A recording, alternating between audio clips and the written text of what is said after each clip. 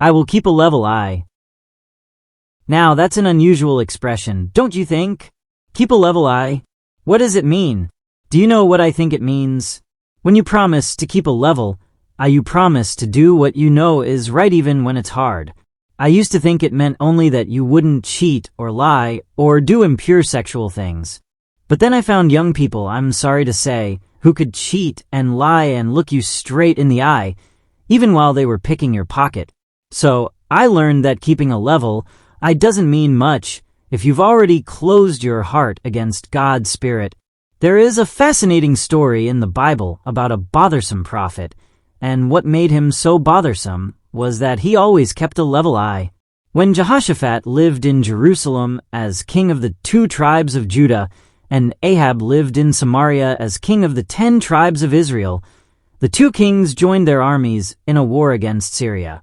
What was remarkable about this alliance was that Jehoshaphat was a very good man and Ahab a very bad one. Before they actually set out to fight, the 2 kings were sitting together in Samaria talking, and Jehoshaphat said to Ahab, "Let's ask God whether we ought to fight this battle." Mind you, they had already decided they were going to fight, but some people are like that. They make up their minds first, then they pray. It doesn't give God much chance to guide them, does it? Ahab called together about 400 prophets, but they were nearly all as wicked as he was.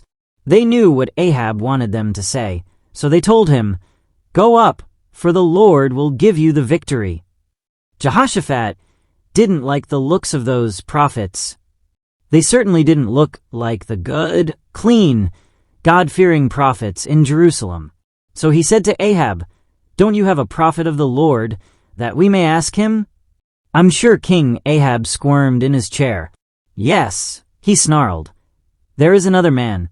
His name's Micaiah, but I hate him. He never prophesies anything good about me." Jehoshaphat said he must hear what Micaiah had to say. Reluctantly, Ahab sent a messenger to get him. On the way back, the messenger told Micaiah what the other prophets had said and advised him to say the same. When Micaiah arrived, Ahab asked him, "Shall we go up against the Syrians or not?" And Micaiah said, "Sure, go ahead. God will give you the victory." Now listen closely to what happened next. King Ahab said to Micaiah, "How many times do I have to tell you to tell me only what God tells you to say? Only one good prophet among 400 bad ones, and even wicked King Ahab knew the difference. I believe Micaiah was a man with a level eye." Micaiah told Ahab that if they went to fight, he would be killed and his army scattered, as sheep without a shepherd. And that's exactly the way it worked out. Ahab was killed, and when workmen were washing his chariot after the battle, dogs came around and lapped up his blood. It was a gruesome ending. You can read all about it in 1 Kings, chapter 22, verses 1 to 40. Yes, Micaiah had a level eye. So did the 3 friends, Shadrach, Meshach, and Abednego. But what about Jacob, most of his younger life? One day, Nancy came to me very upset.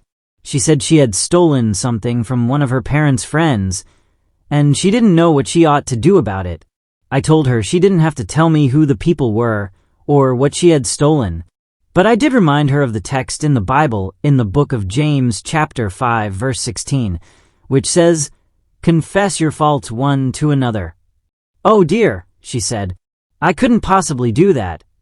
"Come now," I said, "I'm sure these people will treat you much nicer than you think. If you like, I'll go with you." "No, don't do that," she exclaimed. "If I go, I must go by myself." "Very well," I said. "I think that's better anyway. I'll be praying for you. God's grace will help you, and when you've been to those people and made your confession, come and tell me about it." Her face turned white. No, please don't even mention this to me again." "Okay, I won't," I said. "But when you've made everything right, I'll know anyway." "How?" she demanded. "Uh-huh," I said. "That's my secret, but I'll know. Be sure of that." I went to the junior academy often in the next few weeks. I saw Nancy several times. Each time she tried to avoid me. If we were in the corridor, she'd walk past on the other side, staring at the lockers or out the windows. I said to myself, she hasn't been to those people yet. Then one day when I went to the school, there was Nancy halfway down the hall. She saw me at once and came straight toward me, smiling all over and looking me full in the face.